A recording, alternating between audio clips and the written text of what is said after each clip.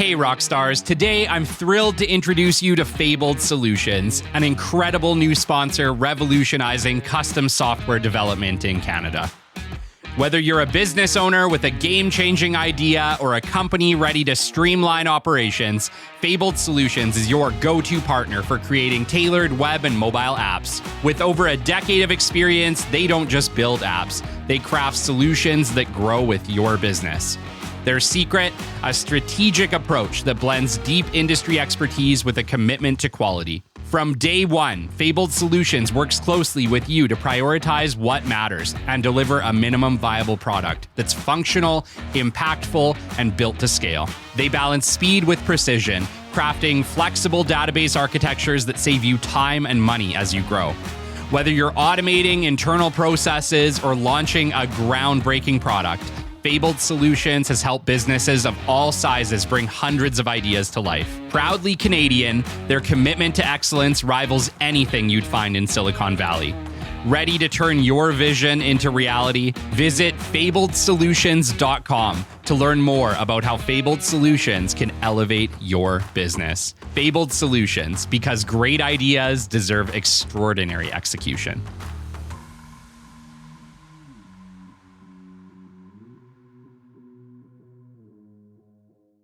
Welcome to episode 202 of the Business Development Podcast. And today it is my absolute pleasure to welcome back Brad Warren. Brad is like the Dave Ramsey of business operations.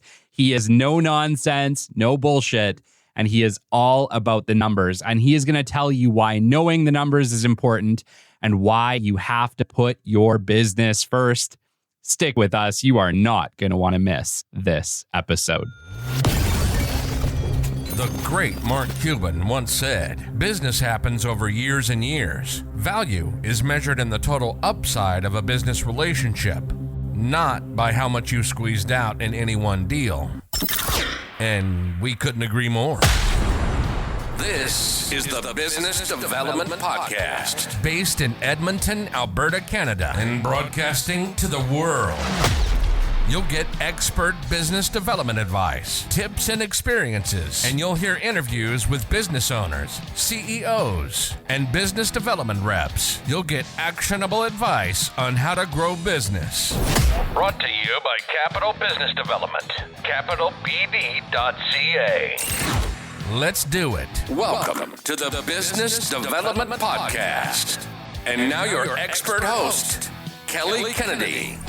Hello, welcome to episode 202 of the Business Development Podcast. I hope you guys all had an absolute rock star Christmas. The funny thing is we're actually recording this show about 6 months in advance because that's how fortunate we are on the BDP. So it's very exciting. We're recording in July, but you guys are getting this in early January, and I hope your Christmas was amazing. Today, I have the absolute pleasure of welcoming back to the show Brad Warren. Brad is a powerhouse entrepreneur based in Alberta whose ambition and drive have revolutionized small business development and financial management. As the mastermind behind Our Invisible Empire, Brad has co-founded over 10 startup companies in under 4 years, with plans to launch 5 more in 2024. His ventures include Boulevard Auto Glass, White Raven Accounting, Econo Basements, Econo Roofing, and Spacious Basement Builders, showcasing his remarkable ability to scale and succeed across diverse industries. Brad's innovative approach has rescued numerous small businesses from bankruptcy and formed countless successful partnerships. Brad first joined us on episode 130 of the Business Development Podcast, where he passionately discussed his commitment to helping small businesses and his unique approach to building his invisible empire. Brad's commitment to helping small businesses thrive is evident in his hands-on approach and his philosophy of creating opportunities rather than waiting for them. He is not your typical CEO. He builds his own table instead of waiting for a seat at one. Brad's expertise spans communication, operations management, cash flow management, digital marketing, business development, and entrepreneurship. His relentless energy and transformative ideas inspire and empower entrepreneurs to defy conventions and challenge the status quo, making him a true revolutionary in the world of small business. Brad, it's an honor to have you back. Dude, I appreciate it, man. That was another good intro. I like it. Dude, I've been excited about doing this show with you again. You know, I appreciate you. We've met a few times now, and I've always enjoyed every one of our conversations. And I can't say that about everybody. People are going to start thinking we're like friends or something prior to this. I know, it's weird. Smooth. It is smooth though. It's very easy, right? Totally. And you know, not to like, I don't need to boost your situation that you have going on. I mean, you're filming in July and releasing in January. Case closed. I mean, you're a big deal now. But I can say it's definitely the favorite out of all the podcasts I've done. I look forward to doing yours because it's just easy. You won't let me swear, but and last time I did really good. Like I think I did really. I tried really hard. No, man, I appreciate that, and you know what? I don't really care. Like in the grand scheme of things, I'm not an anti-swear person. What it is this weird world we live in that is very anti-swear, right? Of course. And it's like I don't actually swear a lot in real life, but yeah, of course I do. Like, of course I swear occasionally, and of course everybody does on a certain level. But there's this like weird thing where if you swear on a podcast, especially certain ones, you got to click a box that says there's swears in my show. What? And I don't know what happens when we click that box, but I don't know if I really want to find out either.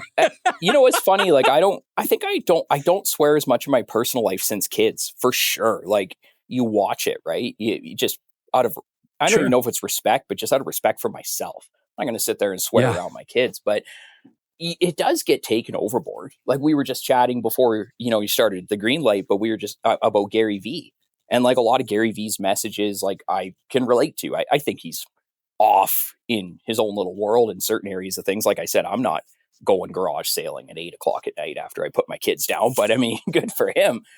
But he swears, I find he swears so much in so many areas he doesn't need to. It actually makes it a little difficult for me to watch him. Like I find my swear words are very well placed, very arrogant. They fit well. Yeah, with how smooth I swear. I find it plays well, but Gary Vee, I think every 6.4 words is an F-bomb, and it almost like, and he's sitting there talking to these kids in grade 11, and even I'm cringing a bit. I'm kind of like, man, like I get it, but holy moly.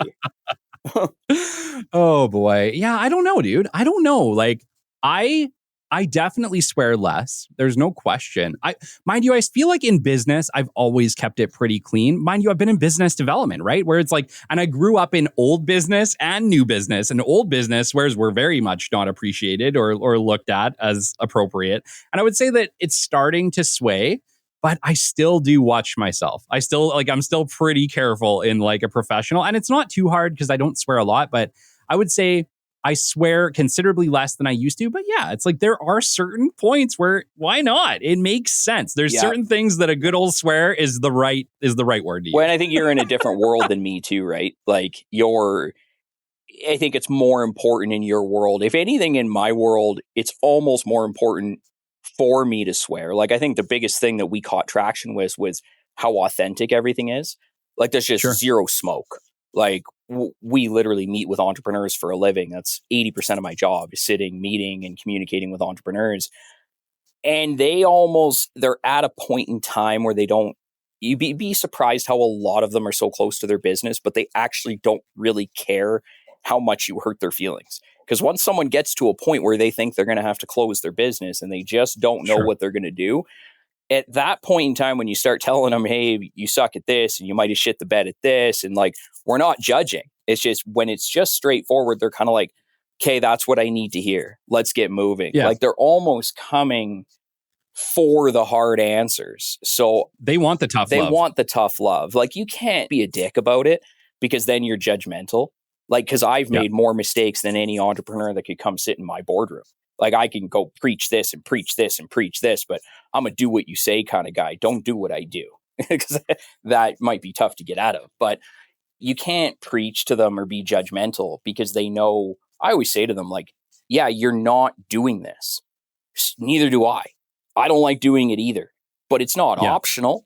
Your business won't Yeah. run without this being done. So because I suck at it and I don't want to do it, you know what I do is I hire this person that is very specifically strong in that area, because there's certain things in business that you can't make optional because you're uncomfortable or you don't want to do them. I would say that probably 99% of the advice that I give on the Business Development Podcast is advice that I learned the hard way because I wasn't doing it. I know. I hate preaching at people because you only get the 48 minutes on the podcast that you're like, do this, be like Mike, read this book, track this number, do this. Yeah. But they don't see all the Tuesdays I was like, I'm not going to work. I'm eating pizza. I'm going to sit here and play video games and eat pizza, and I'm not talking to anybody. Like, yeah, it's like, it's funny because it's like I talk about my business development process all the time on the show. But like, first off, to everybody listening, do you think I would have a process if I was killing it not using a process? The answer is absolutely not. Yeah. I created a process because I was sucking horribly. That's the whole point. I don't know if your wife said, but my wife is always like, sometimes I just want you to listen. And I'm like, yeah, I don't really do that. If there's a problem that needs to be solved, let's solve the problem. If you need someone to talk to about the problem, but you have no interest in solving the problem, your mother, Beth, these people are phenomenal people to do this with. But if you come to me and like, oh my gosh, this client is this, and this isn't happening, I'll be like, okay, so we can put it into this process, dump it off on this employee, make sure this follow-up happens, and all this will disappear, and we won't have to vent about this problem anymore. Well, no, I just want to vent about the problem. I'm like, that makes no sense to me. Why not delete the problem? Well, let me let you know that is a very common conversation, and that conversation has happened multiple times in our household as well. See? And Shelby is just like, why can't you just listen? And I'm like, because I want to make a solution. I don't like not being able to do something about it. Like, the whole reason I'm an entrepreneur is because I hate waiting for things to happen. Well, and you need to have a big enough, we talked about this, like, we need to have a big enough ego to understand that we have that ego towards success, but you have to be good with failing. Like, when you're like, hey, don't drop any F-bombs on the podcast, my ego kicks in. I'm like, okay, I'm going to do this. I can do this. I've done more complicated things. I got this. And I'm just not going to fail at that. But there's just, if you're good with failure, you can speak that way. I love failing.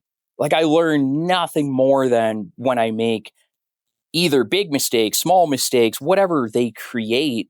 That's the only way you get to figure out how you do it better the next time. But if you're sitting there being like, oh, shucks, I failed, Eeyore, and like, it's like, that's not going to work, because you'll just keep failing because you're upset that you failed.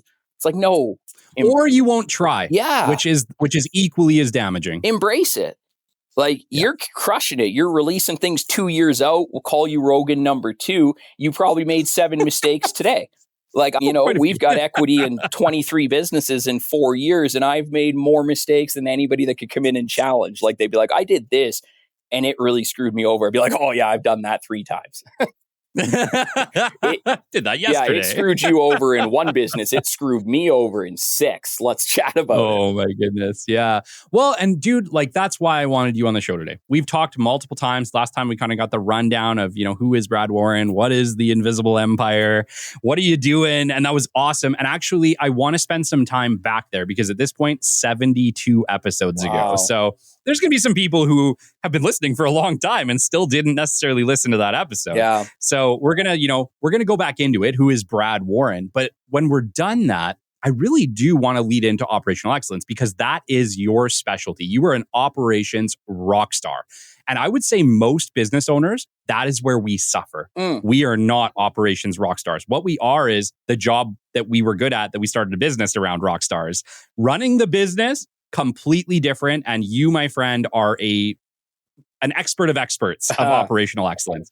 And so I do want to spend some time there with you today, because we're talking to a lot of entrepreneurs who struggle with it, who don't even know that they're in trouble, who don't even know what to measure, who don't know what they should be doing on a weekly basis to ensure success, who frankly probably don't even know what to charge for their service. So I think if we can spend some time talking about that today, that'd be great. But before we do, Take us back, dude. 72 episodes. You were here for episode 130. It is now episode 202. Who is Brad Warren and what's new, dude? Nothing's new. Kids, in and out of BC, as close to water as I can get. I'm a simple guy. Gardening, swimming in lakes and rivers. I'm good. Yeah. My wife tries to convince me to buy new socks and sweatpants, and I'm like, time for that shit.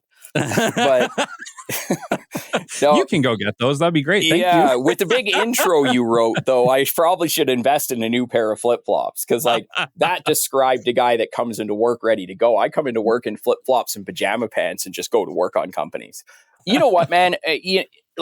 Invisible Empire's doing good now. Like we're at a point where totally different the first 3 years. Like anybody else, we were begging people to work with us, begging banks to talk to us. Like, I mean, it's a grind no matter what you do. And so now we're kind of like, I think we're signed, like we just, this isn't releasing until January. So we're good. I'll have paperwork signed, but we're going to be doing deals with Calgary Bike Swap, which is a big nonprofit here in Calgary. And I love the stuff they're doing with homeless youth. And like, we're starting to get to the point where we can be really picky and choosy about our projects, because like we talked about, it starts with the person. You could be as operationally excellent as you want in every area. It always starts with the person. And I think just with my experience, I had a mentor that was so relentless with operations. And I mean, relentless. I think he was and don't quote me on it, but I'm pretty sure he was the vice president of Future Shop operations for Alberta before he went and started his own business. And then I hooked up with him, grew with that company. So it's not even something where it's like sitting here and it's like, oh, this and this. That's what I know. Like, and everybody starts businesses like decks. Okay, I don't know how to build a deck. I need the people that started that business to know decks or windshields or these things. But believe it or not, every business is the same. It's a product that gets sold regardless of what it is. It's revenue, cost of goods sold. You know, whether you put your labor, your payroll above the line or below the line, gross profit, expenses, net profit. Every business is generally the same. But believe it or not, we're with the amount of meetings and stuff we have, it's crazy how it starts. And I mean this in a very least disrespectful way possible, but it starts at a very kindergarten level that even we wouldn't fathom, that some people just don't know the direction that they need to go. And we're not judging. If anything, we're sitting there being like, wow, it's almost admirable. Like, because they're trying so hard and putting so much effort into it when it could be simpler.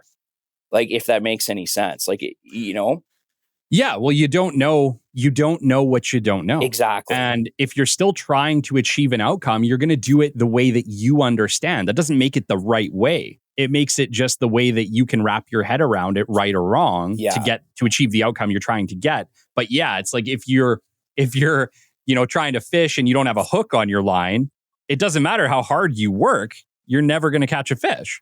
Yeah, and if there's no Google and there's no nothing and you're not, you know what I mean? Like, it takes a little bit of a step back because people could research it. But, oh man, like all that stuff starts with the people. Like, it's so easy for me to preach or this, and I hate preaching at people and I hate giving advice because there's so much variables to it. It works for these businesses, but it's not going to work over here. And then if you run a Canadian Tire, things are much different than if you run a 3-person sandwich shop, or if you and your wife are out aerating lawns for a living. Yeah, you can sit and track all these numbers as much as you want, but it becomes pretty simple. Where's the bank account? Up or down? Like, there's some areas where you're creating work to get into tracking it, but you just have such respect for these entrepreneurs and these people that, whether they're banging their head against the wall, you just look at it where it's like, say if my wife's trying to learn how to knit a sweater and there's just no resources out there or anything, but she just keeps trying. I look at that as, I respect that. So it's very easy to help people and not like, you don't look down on anybody because I don't change the air filter in my car, but we own part of Rusted Nuts Mechanical. Yeah. So we do the business side because I know that in and out, but he's never going to call me being like, hey, can you come fill in and do some tire rotations for the day? I'm going to be like, okay. Like, What do you mean? Like, what? I know that there's a 13 mil socket set, and like Yeah. that's what undoes the blade to my lawnmower. Like, man, that's not my strong suit. Yeah, no, that's fair. That's fair. And yet so many of us business owners are taking that on. We're taking on the things that we may not be great at, but maybe it's because we don't think that we can afford to have someone else do it. Or maybe it's because, I don't know, maybe we think we can. And, I think in a lot of cases in my life, I'm not afraid to pull out a 13 mil socket and do it, even if I haven't done it before. But that does not make me an expert at doing that thing. It makes me someone who's willing to try. Yeah, which in the end, it's really just skipping a step.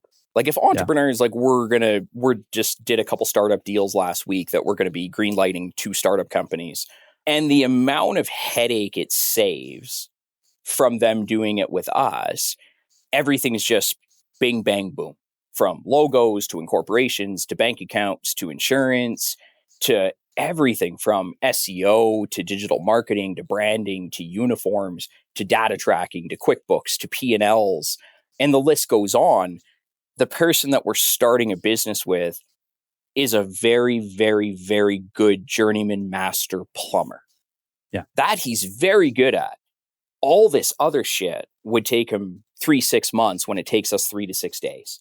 Yeah. Because it's one email to our contact at the registry, one email to our bankers. We have a full-fledged internet team. Like everything just gets snapped off and greenlit. And then in 2-3 weeks, the company's ready to roll.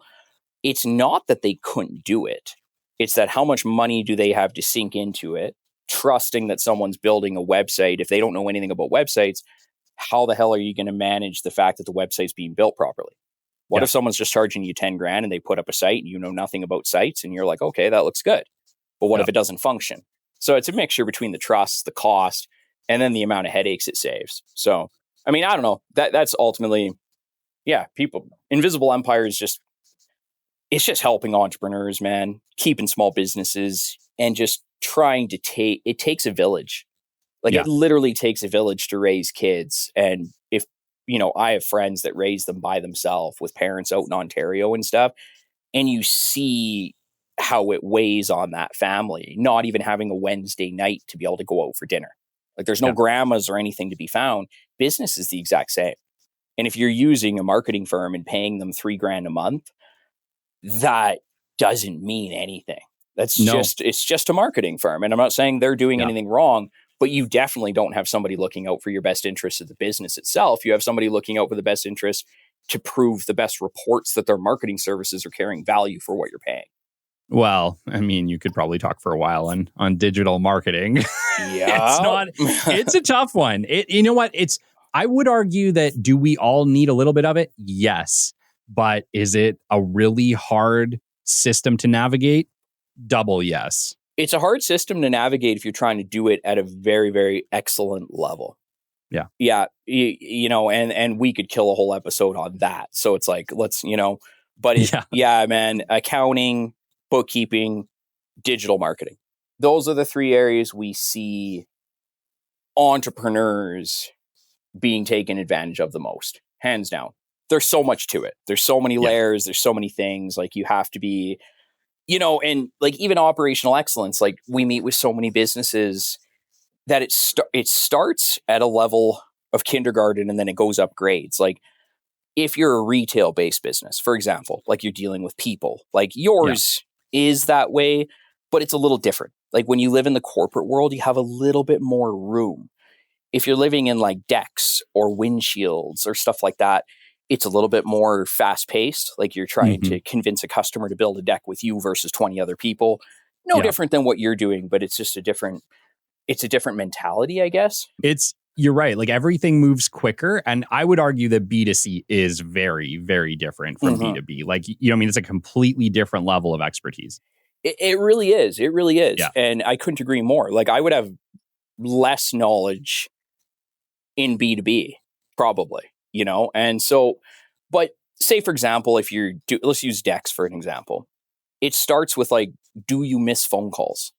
What's your process on replying to emails? Because do you ever reschedule site visits? If you tell a customer you're going to have an estimate to them in 24 hours, does it show up in 24 hours? Or are you so behind the 8 ball that it's 9 o'clock at night and you're like, oh, I don't want to do this anymore. I'll do it tomorrow and I'll talk my way out of that. When you start with not giving your business an option to these things, when you're in the retail sector, it's just a matter of time before that catches on. That's arguably more important than anything. Like, you have to drive the leads. But if you're driving the leads through the internet, like we'll use Econodex as an example. Like it's a Cadillac website. It drives a ton of leads. It's been around for a long time. We have a ton of SEO into it. It does very well. Whether we have AdWords flipped on or AdWords not flipped on, it does well. But if our receptionist is calling customers back in 3 hours and the estimator is not getting back to customers for 2 days, and a deck should be $13,000 and you have 5 other companies in the city quoting it at 12, 13, 14, and our quote is 22, all of this digital marketing and all of these numbers and P&Ls, they're all useless because then you're not going to track it. So, I mean, the biggest thing is, what are you charging for your services? Well, you don't decide that. The market decides that. Get it shopped. It's not difficult. If windshields are this, great. Get your wife to sit in the house and call 10 windshield companies and say, hey, I need a quote on a 2012 Dodge Ram, and use the same truck, same everything, and call 10 competitors and find out where their pricing is. It's called competition shops. So if you don't know what you should be charging, your market will tell you what you should be charging. And as soon as you're like, oh no, we're better. Everybody's charging 14 grand for a deck, but we provide better service. We're going to charge 22 and convince people of that. The chances of that working short term are pretty slim. Yeah. If you have 6 companies and 5 of them are 14 grand and one of them is 19, the one that's 19 gets chucked out of there right away. Yeah. Yeah. And I would say even more so in B2C. Like, I feel like that as a consumer, like an end user consumer, obviously the dollars and cents, it's a serious consideration on literally everything from windshields to decks to whatever, to the latest and greatest piece of electronic. 100%. That's where it starts. It starts with the kindergarten stuff. Like, how operationally excellent are you with the basics? Do you reply to emails within 2 hours? Do you do these things? Because going past that and having all your numbers and everything, that makes it much easier to grow and scale a company. But it's not going to pull you out of bankruptcy if you're banging your head against the wall every day. The big thing with that will be hustle. You're much better off not tracking any numbers and never missing a phone call to your business. Yeah. That would probably be a better place to start. Totally. And, like, since we're talking about pricing, obviously we have a lot of people out here who run service companies where maybe it's not so cut and dry. Maybe it's not as easy as calling 5 places and trying to figure out how that works. And I know that you also operate services. When you're pricing services, what's your strategy? It's a good question. You say, and just to rewind, you say it's not that easy to call other companies and see where their pricing is. Isn't it though? I think it just depends on the type of company, right? It really does. Like, there are a lot of places now that talk about like packages, like they have package pricing, which makes it a lot harder to try to identify what they're actually charging for things. So I think that sure, like you could, but not all packages are priced the same. So, and there's lots of great books on this, obviously. I just wanted to know what your opinion was on it. No, I agree. Like, and you could take automotive, for example. Automotive is very wide. Like, you can get an air filter changed at a local Minute Lube mechanic shop. Those are privately owned at a fraction of the price that you're going to get it done at the dealership. Because then you're not getting a shuttle car and you're not, dealerships have the brand recognition. The pricing structure is really like, where does the business need to make money? And that's where the numbers come into play. Like, say, for example, if you want to take decks, let's stay on decks and let's use, these are all fake numbers. And I'll rip through it quick, but it's also where the business needs to make money, but it needs to be within market value.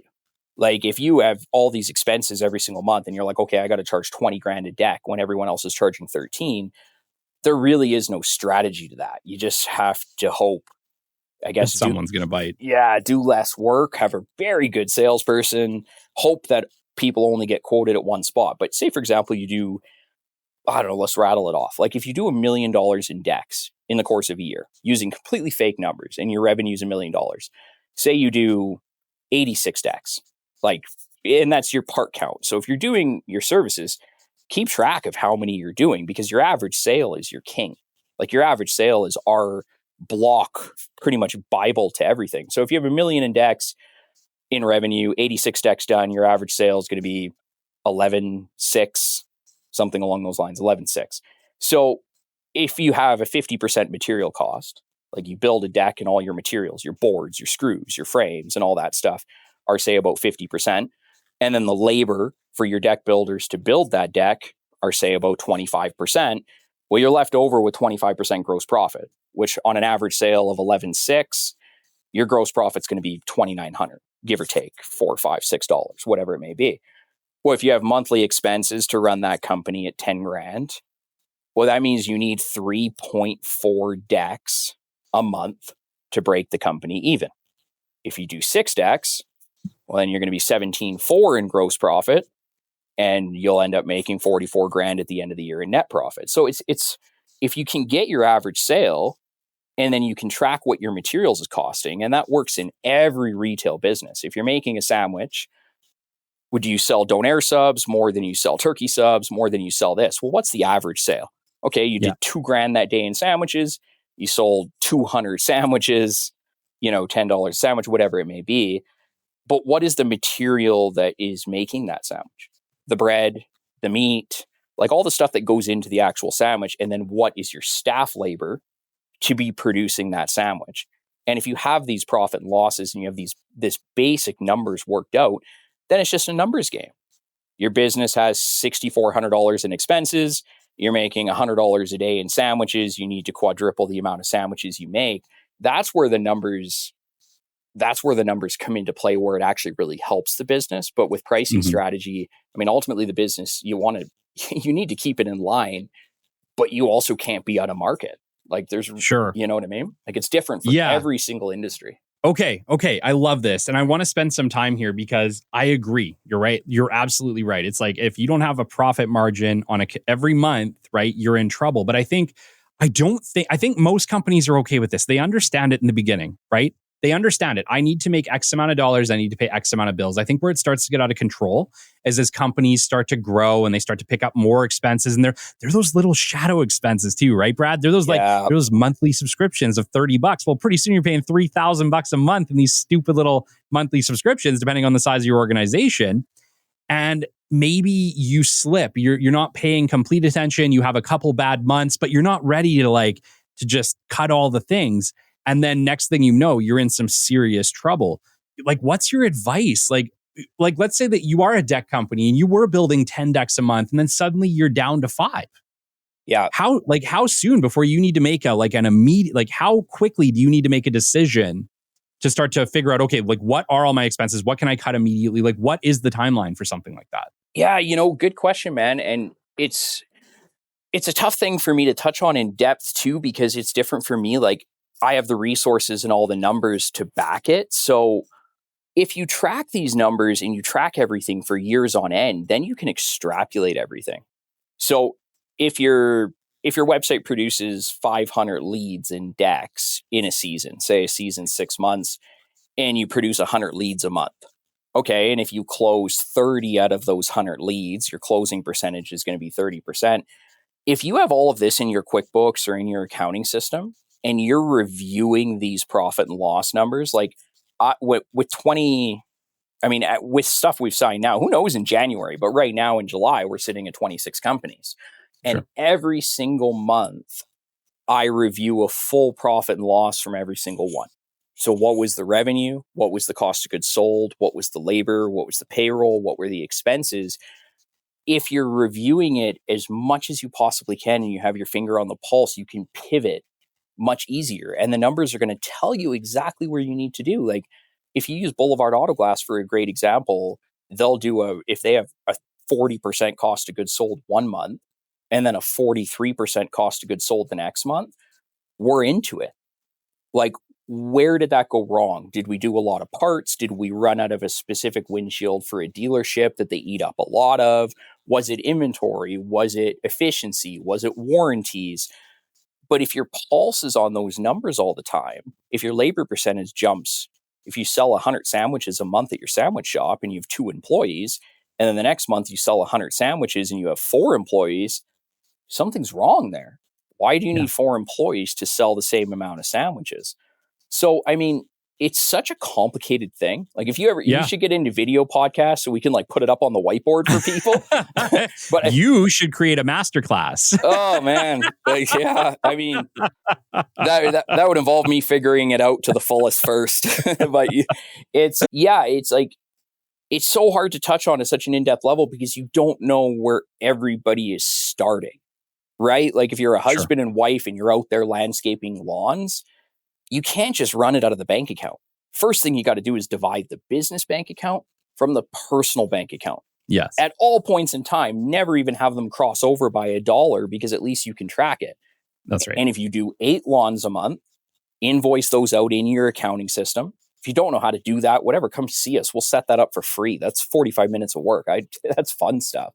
But it's like if you're doing 8 lawns and 6 of them are aerate and 2 of them are fertilizer. Well, if your fertilizer bills are $50 and your aerating bills are $120, well, then as your expenses grow and you're like, okay, I'm going to buy a new company vehicle. Okay, we did 800 in revenue. Our profit was 100. If we buy a new company vehicle, that's a $400 a month payment. Our revenue needs to go from 800 to 3,200 to keep the business at the same level with that truck coming in. It's all in the numbers. Like in business, you don't have to make an emotional decision almost ever. Like even with forecasting, like you're going to have your last year. If your business is growing at 20%, forecast that. If you're going to buy 2 new trucks, put those into the expenses and see where your business lines up. See what happens. And actually Invisible Empire by January, it'll be live, but we're going to do a lot of these templates and a lot of these calculators, and we're going to actually have them right on the website where people can download them for free. Amazing. Yeah. Amazing. Brad, we're talking to like a lot of business owners who, you know what, dude, they might not have even come across a profit loss sheet before. And I know it sounds a little crazy, but I think it happens more often than you think. It doesn't. Sorry to cut you off, man, but like I couldn't explain the velocity of businesses that we meet with that are doing $500,000 a year in revenue that have never seen a profit loss sheet. It's like, crazy. I'm not sure that I would. I worked operations for many, many years in an organization. And so part of my job was to review the monthly profit and loss and try and figure out what's going on here, right? Yep. So I'm very versed in it. I totally understand where you're coming from, but I think there's a lot of people who don't. And let's just walk them through it. Can you maybe walk them through a business owner who maybe they are going to ask their accountant tomorrow, print me off the profit and loss for my company, show me, send it over. Let's walk them through a review. Can you walk them through how you review a profit and loss sheet? Yeah, 100%. I mean, depending on your business, it all depends on every business. Like sub businesses, you can review them monthly and it works because the money's in and out. Like if it's a retail service business, if you're doing something like construction, that's tough because everything's all over the place for 3-4 months at a time. But if you're doing it in a simple monthly look and you have a profit and loss, your accountant or your bookkeeper should be setting it up if they're doing it properly. And it's not so much their job. It is the owner's job to say, hey, I want to get this profit and loss streamlined. But if you took a look at like, say, a Boulevard Auto Glass profit and loss, we could tell you how many back glasses we did a year and a half ago on a rainy week in June. Like it's so down to the science of how we have it figured. So at first you have your revenue at all points in time, and then you have your cost of goods sold. So that's your product cost to the actual job. So, I mean, if you're, say, in your world, you don't have a whole bunch of product cost. You're not actually using a product. So if a plumber is going to install a sink, the product cost would be the faucet. And then some businesses have labor above gross profit. Some of it have below. It depends. I mean, I'm a big fan of putting labor above gross profit if it directly relates to getting the job done. So with windshields, we don't put payroll and expenses. We put it above the line because every person is responsible for doing a windshield. So in a sense, it is a cost of goods sold. Sure. So you're going to have your revenue, your cost of goods sold, and then you're going to have your labor, whether you put that down in expenses or not, either way, and your gross profit. And your gross profit is what comes before expenses. And then you're going to have your expenses, and then you're going to have your net profit. So that's a basic P&L. When you're reviewing it, you should always review it month to month in the same month. Like you're never going to review a Boulevard Auto Glass profit and loss you're never going to review a June profit and loss compared to May because they're Okay. completely different months. You want to review June of 2024 against June of 2023. And so how did you do year over year? Did the revenue increase 18%? Where was your cost of goods sold at? Did they charge more and buy better? You know what I mean? And as you're going through, go through line by line.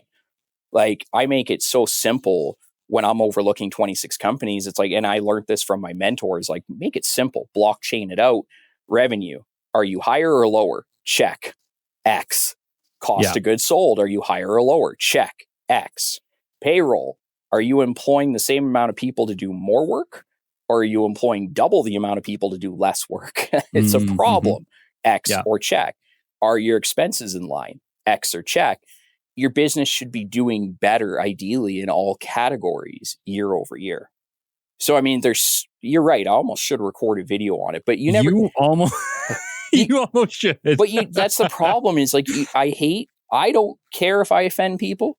Hence why I have no internet presence, because my staff, I'm like, hey, you want to bring a camera? I'm going to go do this. And every single one of my staff are like, yeah, we don't want that smoke, Brad. And I'm like, oh, come on, it'll be fine. We're just going to get a bill paid. This is the fun stuff. Yeah.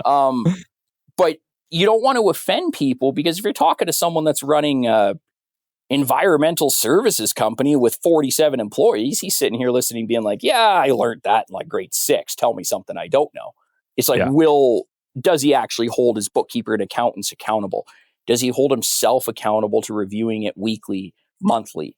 Does he slip and stop looking at things? A great example of that is Planet Builders. Like, I don't know if you've ever heard of Planet Builders. I haven't, no. In Calgary, they ran the show in residential construction. Like, when it came to decks, when it came to basement development, maybe not as much decks, but definitely basement development, Planet Builders was king in residential construction. And they're still dealing with court and lawsuits and different things. But this is a $20-30 million a year company in revenue that, and I get it. Boats, Kelowna, you grinded it out, you finally made it. But as soon as the people in charge stopped looking at the nitty gritty, they started pumping out 20 mil a year in revenue, but they were losing money every year. And then it took them 3-4 years to figure it out, and the whole thing came crashing down. And it was a really big company for a privately owned business. You have to hold yourself accountable to looking at these results consistently, even when you don't want to. Yeah, and that's it, right? Like, whenever we're worried about money, it's the moment that we're not looking. Right? Like, it's like, oh, I don't want to know what's going on. Like, when we're good, we're not afraid of it. But when we know we're kind of struggling a little bit, we intentionally avoid looking at the numbers. And that can be our personal bank accounts. That can be our corporate bank accounts. That can be our income statements, whatever it is.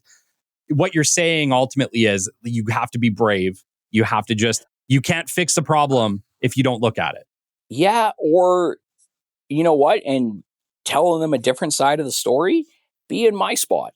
Have the resources if you want to pawn it off. I do it all the time, man. When things are, humans are humans. I'm no different. You know what I mean? Everybody's the same. Me and you run businesses and we do these things. There's still Wednesdays I mail it in because I don't feel like working. It's everybody's the same, but I have the resources in place to make sure that I'm looking at those. And if you don't have those resources, find them. Like, because these are not options. If you stop looking at the numbers of the business, every time I've done that, and it's funny because it's always in good times. I look at the numbers so much more in bad times. But when things are flowing and windshields are pumping and decks are pumping and basements are going and accounting is signing clients like crazy, the marketing department's on fire and everything's going good, I'm sitting here being like, I should buy a boat. And then I go boat shopping. And then I go to BC for 2 weeks. And then I go to BC for another week. And then I come back and I kind of check back in a month later.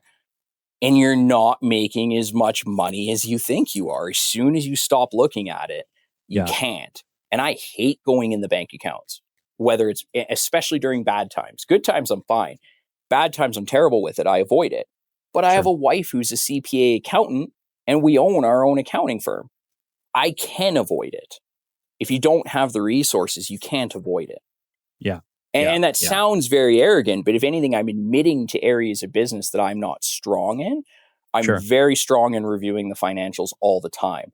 I'm not a big fan of going to stare an RBC app in the face when I'm broke.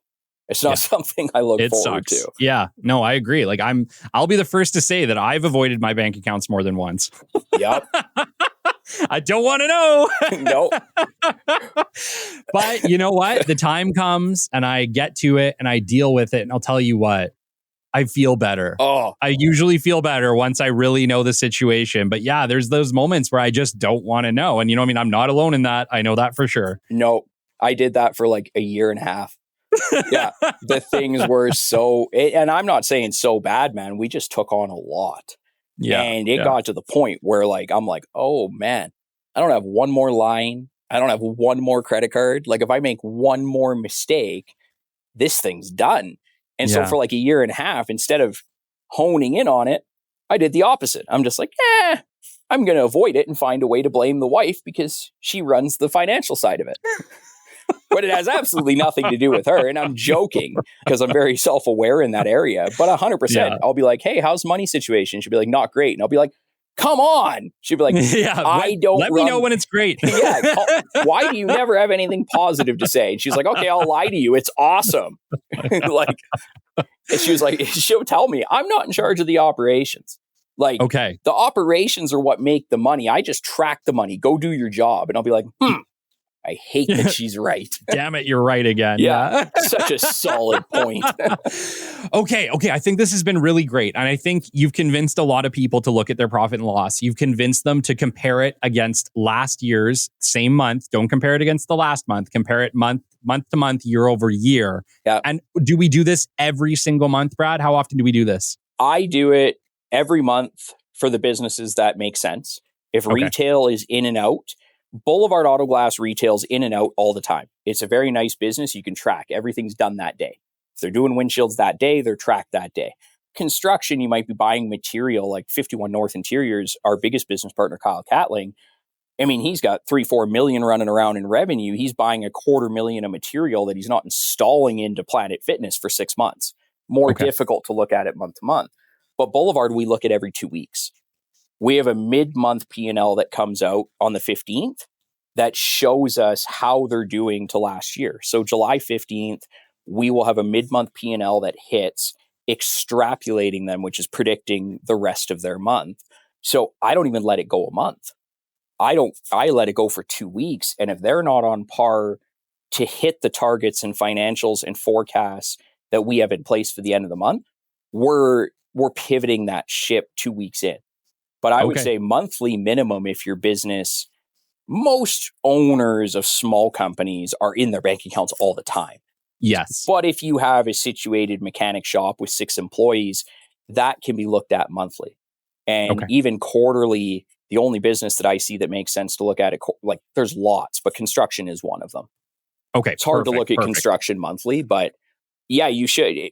Dude, the best way I can describe it is even if you're doing $400 a month in lemonade sales out in front of your house, it's not just the numbers, it's a mental thing. Like, do you think Michael Phelps would ever swim a faster lap if there was no clock being timed?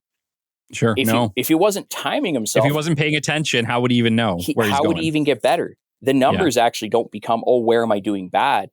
Eventually they become almost like a motivator. Because you're like, oh, wow, I'm 20% up in all these categories. How do I get 30% up?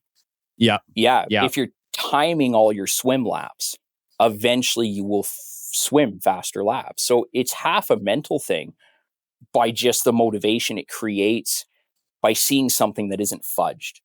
Okay. They have to be accurate. Okay. So let's make a little assumption here. My people listening, we've started comparing our P&Ls year over year. And unfortunately, Brad, we're starting to see a decline. That net profit percentage month over month compared against last year is going down. What would you do in that situation? Check revenue. Where's revenue at? Up, down. If revenue's up 6%, then you probably have a bigger problem. First, like the best case situation is your revenue's dropped because that's the easiest way to tell. Next, go to your material. If you have material. Are you paying more for your salami, paying more for your deck boards, paying more for your windshields? Have your suppliers upped your prices? You haven't caught it. Have you increased your prices to keep up with inflation? One of the biggest things small businesses are scared of is increasing their prices. Biggest fear. But it's like everything else, steaks are $30 a steak now. You have to keep up with it. So if your suppliers are charging you more for your faucets and you're a plumbing company, have you caught that and have you added that to your price? Your cost of goods sold should stay the same percentage. If you're running for construction, we'll run 40, 50% cost of goods sold. If it starts running at 61% cost of goods sold every month, something's up. We're either charging much less for a plumbing job or paying a lot more for the material that we're buying to do the same job.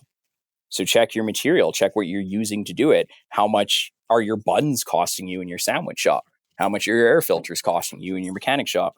Then go to your labor and go down the line. You just go down the line. Revenue, cost of goods sold, labor, and expenses. The problem will be in one of those. They're going to be in your revenue, your cost of goods sold, your labor and or payroll, however you track it, or your expenses. If your revenue is 100 grand a month and your expenses are traditionally 10 grand a month, and your expenses have jumped to 16 grand a month because you brought on 3 new vehicles or whatever you did, there's your problem. Like, take a look at it. You either have to increase revenue to get your expenses back down to the percentage that makes sense, or you need to cut percentage. If you take a look at labor and you're running a 28% labor rate to do the same amount of work when the year before you were running a 24% labor rate, it generally means your staff are not as efficient as they were. Because how are they doing less work with the same revenue a year later?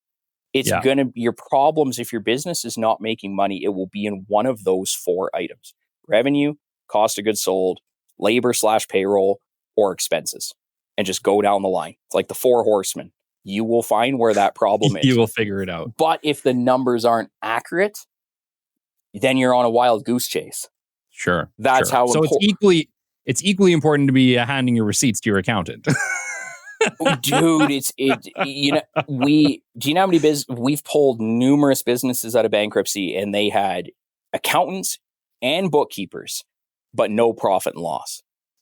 Like, I'm not even going to get into it. Accountants and bookkeepers, profit and loss should be such an important part of their job, but it's just not something they're going to do unless you put pressure on them, and then they might charge you for it. But it's, oh God, we'll do 6 more episodes. I'll just keep rambling on with this.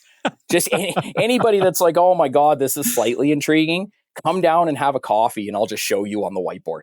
That's easier. And that's why I wanted to have this conversation with you, right? Because I know how diligent you are with numbers, and that is very unique. Because I think a lot of business owners, as much as we like to think we like numbers, we don't really like numbers. No. And it sucks because if we don't get good at following them, eventually they're going to bite us in the butt. Yeah. And I don't have some grave passion for numbers. I have a passion for helping small businesses succeed. And without the numbers, I'm almost dead in the water. Yeah, it's hard to tell what you need to fix. 100%. Like Rusted Nuts Mechanical came to a meeting with us just this last week. Love working with these guys. And he's like, hey, I got this one employee quitting. He makes this amount. He's a 3rd year. I want to hire a journeyman. I've got this loan coming off my books. Can I afford to do this? What do you guys think I should do? Should I put more money into marketing here? I don't even, he doesn't know if he can substitute a $28 an employee for a $43 employee. He doesn't know the answer to that question. Never has throughout running his business for 6-7 years. Is the bank account growing or lowering? And I look at my accounting team and I'm like, hey, how many months of accurate, and I'm talking dead accurate, P&Ls do we have for Rusted Nuts? And we just started working with them. So they're up to about 2 months of really accurate. And I'm like, okay, when you get me 3, I need 3. And then Myron, I'll be able to guide you in this area. And they'll have the 3rd month to me in a week. And we will be able to answer every question he's asking purely based off numbers. No emotion or no anything to it. But unless they're dead accurate and they're being done at a very high velocity, then it enters too much of a guess and check. Okay. I want to spend some time with you on employees. And the reason being is I know you deal with quite a few of your own. And I know that when you're working with companies, employees come up because they tend to be a variable that you have to take a look at. Mhm. Talk to me. How do you hold your employees accountable, right? Because I think obviously if sales are down, you got to have a conversation, right? Typically there's somebody responsible for sales or that isn't doing it that we need to figure out why. Talk to me a little bit about how you hold employees to task and how you found managing them in the most successful way to provide benefit to your organizations. Oh man, it's gonna be it's gonna be like a broken record eventually. But again, it really does honestly fall into the numbers. Employee reviews are something that's super undervalued. I'm not great at it. I'll admit that, but I have staff that are. Employees should have a review once a year at a minimum. Employees don't wake up in the morning, man. I think we talked about this in the last podcast. Nobody wakes up at 7 a.m. and their alarm goes off and they're going to go and say, install a windshield. Let's keep using the same thing. No one wakes up saying, I'm going to go to work and do the worst job I can today. Like, if you like your job or hate your job, that's never anybody's mentality. So Yeah. they like the biggest, it's funny because when we were in Autoglass before, like the biggest complaint we got is like, hey, we messed that up. Why didn't you talk to us about it? Because then we don't know and then we can't learn. So Autoglass will run a labor percentage of say 26% on the month, but every employee is tracked to every windshield they do. So if you have service employees, and I can only give one example because if you have sales employees, it's totally different, but it's accountability on the numbers and the forecasts that I let them choose a lot of them. So with Boulevard, it's like we have this labor percentage. Well, every employee should do $35,000 in windshield installations in a month. How much time are they on the clock? Okay, this employee worked 160 hours this month. We expect one windshield every hour and 6 minutes because that's the time it takes to do a windshield properly across average of all the different cars. And if his employee referral source or his income source comes in at 31,000 one month and he worked 170 hours, and then the next month it comes in at 37,000 and he worked 150 hours, well, that's a completely different performance from the month before. So if you're reviewing the performance with them and you show them the swing in it, believe it or not, they're much more receptible to it than people think. It's usually the leadership that's more scared to confront the employee base on performance than the employee actually takes it overly personally. Yeah. There are some that do, but if they sit there and being like, well, I'm allowed to have a bad month and you don't do it, it's like, okay, fire that person. Yeah. I mean, and it sounds cold, but no, hire slow and fire that's fast. What I'm drilling in on, actually. What I wanted to drill in on with you was, what is your threshold for saying, you know what, I don't think I can work with this person. I think it's time to let them go and replace them. Like, because I think that's a really hard decision for 99% of business. Oh, yeah. If I ever wake up in the middle of the night, because I think everybody wakes up in the middle of the night. Like, we're old now. I think so. We're old now. So like if I wake up once, it's a good night. But yeah, exactly. If I wake up at 1 a.m. and an employee pops into my head and I have the slightest issue getting back to sleep, that person doesn't work for me the next week. and oh man, I hate coming off like super cold or callous, but most of the time when you know an employee isn't performing, you can track all the numbers and have all the fancy shit that I do, but you can generally get a pretty good gut instinct on it. Yeah. That person's not happy either.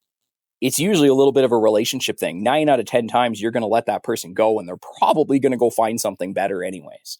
Sure. You have to look out for your business first. It sounds so cold, and I was meeting with the girls at Smith Cosmetics a couple weeks ago that we're doing work with now. And it was just like, she was a little nervous to email out some of her packages to all these vendors and different things because she's worried about like what the employee might think on the back end or what the vendor might think on the back end. Ask yourself, if your spouse dies or if your kid gets in a car accident, is that employee going to be at your front door with a lasagna? Probably not. And it sounds so cold and you can edit it out if you want, but your business has to come before the employees because that's what's feeding the kids. That's what's creating room for more employees. And it's not saying, oh, employees aren't appreciated. I've had very little turnover at Invisible Empire. Like, my executive assistant's been with me since day one. We have numerous employees that have been with us since day one, but we're remarkably not shy at letting go the ones that aren't fitting in. Yeah. And you can take the feedback from usually your other employees. You're running a kitchen at Moxie's. if a guy keeps calling in sick and someone's got to come pick up his shifts and you're like, oh, I'm not going to let this guy go, I'm going to be short staffed, chances are everybody in the back of the kitchen is going to be happier that you let him go anyways, because you're setting a terrible example for the rest of the staff. Sure. So I hire very slow and I fire very fast. Dishonesty in any way, shape, or form across any company, that's it. Yeah. You catch someone in a lie, it'll happen again. Yeah. So you don't wait. You don't necessarily give them too many opportunities, because at the end of the day, your thought is, if they're going to burn you once, they'll probably burn you twice. Yeah. And I mean, it depends on what. Like, if my graphic designer missed a deadline on a video edit, pick your battles. I mean, she's human. She's going to miss a deadline on a video edit. How does she respond to it? Yeah. Hey, Kat, we had this deadline in place. We had to have the business development podcast cut down to 30 and 60-second reels. We wanted our intros. We wanted our music. We needed to get them over to Kelly Kennedy to get them approved. And we had a deadline of July 1st. We sat in the meeting. We asked you, what is a fair deadline to complete this? You said this should probably take me about 4 weeks. We gave you 5. Always give them more rope to hang themselves. Let them choose their own deadlines. Half the time I let my staff choose their own because it's a more cordial response. But when the deadline's missed, hey, Kat, why did we miss the deadline? You know what, Brad, to be honest, my focus released last week. Things were getting thrown at me. It was my bad. I should have stayed on task. I kind of got really excited about this animation we were doing, and I fell off from the deadline. Perfect. I'll work with that person for the next 30 years. Because that person's self-aware. And they're just like, hey, my focus went off. My focus goes off every week. Who cares? Yeah. Okay. I love that. Because we live in a time where we're asked to be, more supportive of people. And I think I am an incredibly supportive boss. I do my best to make sure that if people need time, if they got some personal stuff they need to deal with, that's fine. Yep. As long as the work gets done, I'm good. Yep. But what happens when the excuse seems to be consistently personal issues? Mm-hmm. I struggle with what to do in that situation, because it's like, at the end of the day, I care about my employee. I care about their personal challenge, but I also care about my business, and I care about what we're here to do, which is help other business. What do you do? Like, it's a tough scenario. Yeah. There's so much to that, man. That's such a cool thought process, because are you enabling them is a good question. Sure. You know what I mean? Like, if the employee says, hey, I'm going to be on time, and if the employee is pulling no-shows every Monday, are you providing the alcoholic with booze by just allowing them to keep doing it? You know what I mean? Like, for all you know, you might be hurting them. Like, how many times do you hear in a relationship where it's like the husband and the wife and one person's not happy, but it's like the whole point of that is to move on from the relationship so that both people can be happy. That employee, who knows, it might be the wake-up call they needed. I got numerous of those wake-up calls. What if I'm not sitting here because someone was too protective of my feelings when I was calling in sick every Monday for 6 months when I was 20 years old? I think I got fired from every job I had before the age of 25. And eventually I was like, okay, I think this is a me thing. This might be me. This might be me, because this is 6 companies. Can't make it a year with all of them. Maybe they're not as good with me walking out at 1:00 on a Friday because I got a pub crawl to go to. They might not like that, but you know what, man, everybody deserves the chances. Like, missed deadlines and this type of stuff. I have rules in this organization. Honesty. If you say you're going to do something, do it. And if you're not going to do it, be honest about it. If you can't do something in 2 weeks, tell us it's 4 and we'll give you 5. But then we will hold your feet to the fire to that 5 every time. Because if an employee, I can tell you, our digital designer, Kat, is so amazing. I love working for her. Shout out to Kat. She's so phenomenal. If she misses a deadline, she won't miss another deadline for 6 months. And it's because it's just that type of person. But if you miss a deadline and you're in that type of business and you miss a deadline every 2 weeks, then it's a problem. Chances are you know what I mean? Like, if it walks like a duck and quacks like a duck, it's usually a duck. Yeah. It's a really, it's super basic to say, but that's what I've learned from hundreds of employees coming in and out, from decks to windshields to accounting to marketing to all the different industries we're involved in. If it's consistent, it will happen consistently to keep going. Yeah. Yeah. So basically what you're kind of suggesting here is be patient, but hire slow, fire fast. If you're consistently seeing a challenge, it's probably not going to go away on its own. Cut the bullshit. Eventually cut the bullshit and Yeah. trust your gut. And if it's a you problem, own that. Do you know how many times I can tell you that I have let go numerous employees, Kelly, in the first 2 years of running this business? That was 100% my fault. 100%. I should have managed them better. They needed more supervision. They needed more deadlines. Everybody's different. Some people work very well without supervision. Some people thrive on supervision. I can name a couple really big names that were big weights in our company in the first couple of years that I let go.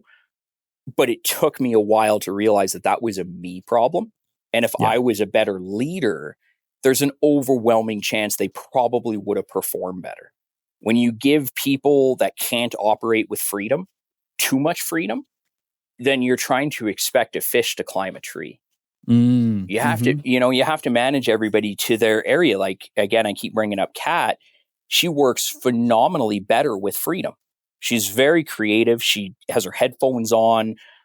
I bug Kat as little as humanly possible. But I have other employees that if I don't, it's almost like they want that collaboration. You know what I mean? Like our manager, who's a rock star down at Boulevard Autoglass, he loves the collaboration. He doesn't like being left alone to his own accord for 2 months at a time. He loves being part of the team. I love that because actually I worked in an office for 10 years, right?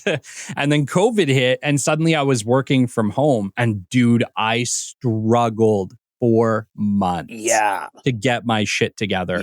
And now I work from home all the time. I'm absolutely killer at it. I'm great. But I did recognize that I had to change as a person. I had to change as like my mental attitude towards working at home had to change. And I'm not confident that had I not started my own organization and had to figure it out and frankly lock myself in a room, which is what I did for months when I was learning, I'm not sure I would have been able to work from home effectively. It's great that you say that, man, because I'll take me and my wife, and we did this all together. Like she does all this side, I do all this side, and we're very church and state. Like we really don't speak as much as people think we do. If anything, our assistants have to get us in the same room together most of the time. But my wife's the opposite of me. She's a workhorse. Like she could just pick up her laptop at 8:00 at night on the couch and just start smashing stuff out. I'm not like that. I need to be in my comfort zone. I'm not going to work from home. Like if I'm not at the office, I'm probably not working. But I know that about myself now. And we're just very different. I'm very emotional. So like the one thing that helped me the most in business of managing employees was to remove the emotion. Remove it. Don't have a reaction to anything. Just base it off the numbers. Oh, I didn't hit my financial target this month. Okay, how come? Oh, I had a tummy ache. Oh, well, that's too bad. What are we going to do next month to hit it? Take the emotion out of it. Like, well, you got to be trying harder. And like, as soon as you start reacting, you're giving them the ability to react back. And then it becomes about emotion and not about the performance. But where I was going with that is like, my wife's completely different. She'll work from home. She likes working by herself. She just will sit there for 12 hours and crush shit out on her laptop. I'm a collaborative creature. I like working in the boardroom with a team. I like working with the entrepreneurs. I like working plugged into the projector with my assistant. I don't like working by myself. And it just will never be something that I enjoy. So I just don't try and fit a square peg into a round hole. Learn who you are. If you hate doing sales calls, don't do them. Don't pretend that you're going to do them. Don't say that you're going to do them. I know how to go to the gym. I don't go. I agree. You know, I've had the experience in life to know that you shouldn't eat pizza 4 meals a week. I still do. It's great. Pizza's amazing. Yeah, if you're not going to do it, don't do it. Like if you're like, I'll handle the social media because it'll save me $300 a month. Well, if 2 months go by and you didn't do social media, it's not going to magically become an interest of yours. Find someone to do it. Yeah, that's right. That's right. I think we're all intrinsically great at things. And the more that we can do the things we're great at and outsource the things that we suck at, the better we're going to do, period. Because who wants to do shit they don't like anyway? That's the whole point. Like, I think I posted that on my LinkedIn like 6 months ago. And the whole point, and this is not an old saying, the whole point of every good leader, every good entrepreneur, every good CEO is to continuously be working at replacing themselves in the role they're in. I'm the marketing manager for the first 2 years. Will you bring in a marketing manager? Yeah, he might not know everything like I do but he's doing a better job because I'm watering it down. I'm doing 30% of the marketing, 30% of the operations, 20% of the financials. As soon as you hire a marketing manager, even if he's not as good as you, he's still doing a better job because that's his focus. That's where he's putting 100% of his time. Yeah. Who cares if you suck at shit? If you're not going to do it, be honest with yourself. You and your wife are going to go start a landscaping company. Are you going to go door to door? I'm not. You couldn't pay me enough money to go door to door. It's like my biggest fear in the world. So either find someone to go door to door for you or realize that that is not how you're going to gain your clientele. This has been amazing. Yeah. So much of this conversation has really come down to that one thing, hasn't it? Be honest with yourself, whether it be your finances, whether it be your people, whether it be the job you're doing, whether it be the job you're not doing. Be honest with yourself. Be honest with yourself and trust your gut. It plays into everything. If your accountant and bookkeeper are saying, oh, it's going to cost you $1,000 a month for me to start tracking your P&Ls. Trust your gut. That seems strange. Yeah. Why would it cost that? If they're doing their job properly, it should just print. Sure. Like, come see us. We'll tune them in. If you have thoughts on employees that aren't doing a good job and they're keeping you up at night and you know there's someone better out there, but you don't want to fire them because you'll be short-staffed. If you're going through the proper hiring processes, there's always staff. Trust your gut. Be honest. The person isn't doing what they need to be doing. Move on. Yeah. And there's there's so much to it. And I just love working with people that, like Rusted Nuts Mechanical Man, he came in and I'm like, well, the easiest way to build your revenue quickly is going to be sales calls. Let's make you up some beautiful marketing material. Let's go door to door. Let's go to every business that has trailer repair, welding that might need your services. Hi, my name's Tim Smith from this, and I'm in the area. Just want to drop this off. If you ever need anything from me, give me a call. No pressure. Yep. And he looks at me and he's like, yeah, I would do that if I wasn't utterly terrified of it. I'm like, that's a perfect answer. That's right. That's a good answer. I like that. Because I'm not terrified of it. So how about we go do it together? Then afterwards, if you don't like it, let's get a salesman to do it. You bet. You bet. So anyways, we could ramble on for 400 hours, Kelly. But we are closing in on the end of our show. I would think so. And I want to spend some time because I know we've talked a lot today about operational excellence. And I know there's a lot of companies, both in Alberta and around the world, who are thinking, oh my gosh, man, this isn't my world. I'm really great at welding. I'm really great at fixing cars. I'm really great at, accounting, but I'm really not great at running my day-to-day business operations. Yeah. And that is where our invisible empire can come in and help. Yeah, it's kind of where we sunk in and found our niche is we let plumbers plumb. Like we let deck builders build decks and do 99 out of 100 entrepreneurs that we talk to. If you're a plumber, you are terrified and want nothing to do with marketing, the banks, fundraisers, like scaling, looking at real estate, writing, hiring ads. Like, it's just crazy how there's and because I'm scared of plumbing. So I get it, And so, it's just taking everything off the business's plate that either A, they're struggling with, B, they don't have the time to do, C, they're scared of, D, they're unknowledgeable. And then this is not it's great that we created it. And I don't really think it's maybe that big of a deal. But when you keep doing the same thing over and over again on the back end, the only variable is how well does the plumber plumb. All the rest is the same. The SEO, the business, the bank accounts, the line of credits, the cash flow, the forecast, the sales, the marketing, the data tracking, the lead generation, all that's the same. The only difference is how good are you at building a deck? And if you're very good at building a deck and you're terrified of all that other stuff, great. Come see us. We'll partner up and build a whole ton of decks. Amazing. Yeah. Amazing. And Brad, this is probably our second guest interview of 2025. And with that being what it is, we have a lot of entrepreneurs who maybe are taking the jump. Maybe 2025 is that year, man. And dude, you've started a few businesses. You've got a couple under your belt. What piece of great advice might you give a new entrepreneur just looking to get his feet wet? Cover all your angles. It's easier to do something you know, for sure. Not saying you can't do something you don't know. I do it every day, but I'm weird. Do something you know. Make sure it's for you. I think there's a lot of thought that needs to be put into it, man, because it's hard. No matter how easy you think it'll be, it will be hard right off the first 3 years for sure. And if you think, oh no, I'll pull it off in one, you won't. I've said that 26 times over. It won't happen. It's tough for 3 years. And you know what? We're going to be putting some startup stuff on our website when it launches, when the new one, like it's not new, it's just a revamp, but we're going to have one of the templates that's going to be downloadable for free to entrepreneurs is going to be a startup checklist of everything that, and it's what we use. Every time we greenlight a new business, I sit in the boardroom and I check boxes and the team goes to work. And in 2 weeks, the business is greenlit. So we partner on startups because we save people that 6 month of hassle and all the money it costs to do all that. But there is things you should consider and not all of them are on there. But yeah, you could also, once we have that up, go check out that startup checklist. There needs to be more of that on the internet. Like when you search entrepreneurship on the internet, you get ATB, you get BDC, you don't get as much help as you actually should. No, and there's not a lot of guideline. And I'll be honest, like I went to business school. They're like, they teach you the basics, but running a business is completely different than school. Oh man. All I'll say is I think I have grade 10 science and I think I have grade 11 social studies. And that's it. Like I was done school at the end of grade 10, beginning of grade 11. And I went for like half a semester and I have a calculator on my phone. I have Google. I have my team.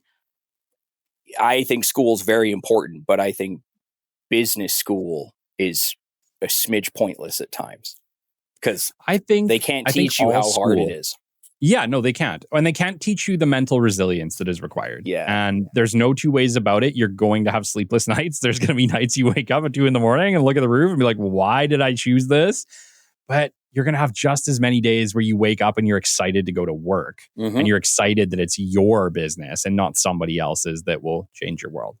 And again, it comes down to being honest with yourself. If you're going to go start a plumbing company because you've been plumbing for 20 years, if you hate plumbing, you'll hate it equally working for yourself. It won't change. You might even hate it more.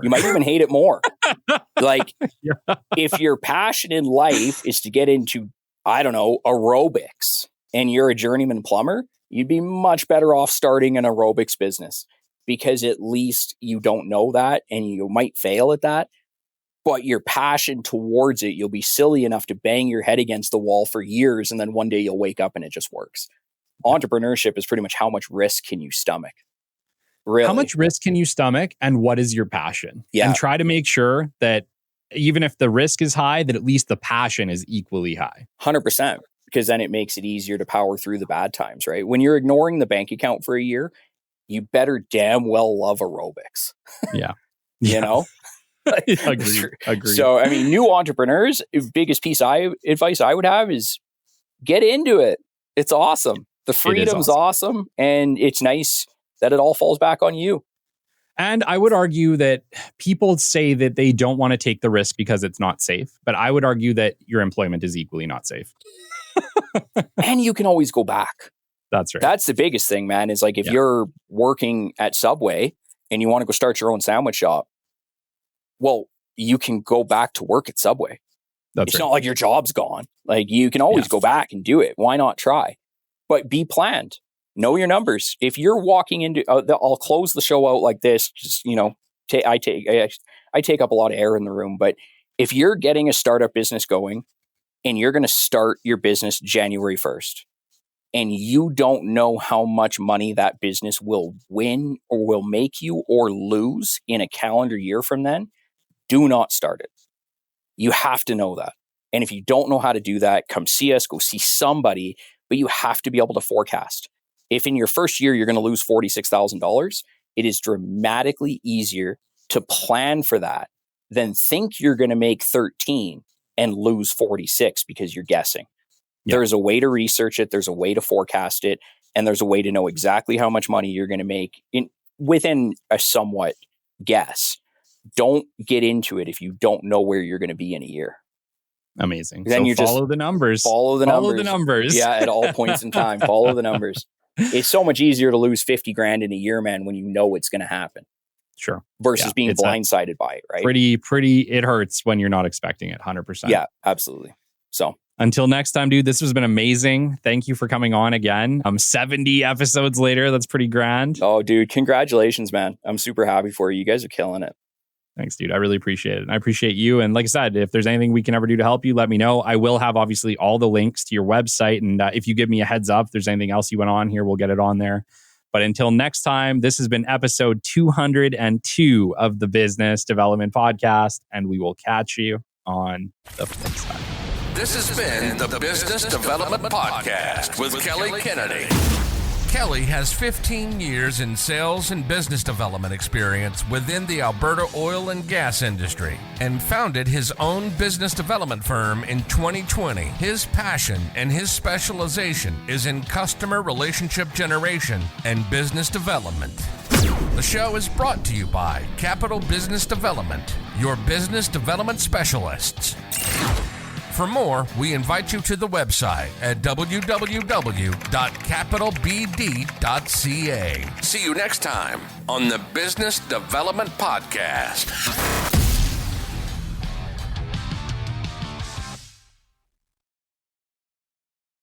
Rock stars, let's dive into something game-changing. Hypervac Technologies, leaders in air duct cleaning innovation. Did you know that they started as a small family-run cleaning business in southern Alberta back in the 1980s? That's right. They've walked in your shoes and understand exactly what you need to succeed. Hypervac has taken that hands-on experience and turned it into powerhouse solutions like the Revolution 360 vacuum and the cutting-edge Cobra View camera system. These tools aren't just designed to clean. They're here to redefine efficiency, helping you tackle more jobs with less hassle. Here's what sets them apart. Their top-selling non-PTO air duct truck has become the gold standard in North America. Add to that immediate worldwide shipping, overnight freight to Canada and the USA, and every product being built right here in North America. Well, you've got a partner who's invested in your success. But let's talk impact. Hypervac's mission is bigger than just cleaning ducts. It's about making every breath count because, as they say, your ducts are your lungs. With over 40 years of industry excellence, they're the trusted choice for professionals around the globe. So whether you're looking to upgrade your equipment or start the next big chapter in your business, Hypervac has your back. Head over to www.hypervac.com to see how they're helping pros like you take the industry by storm.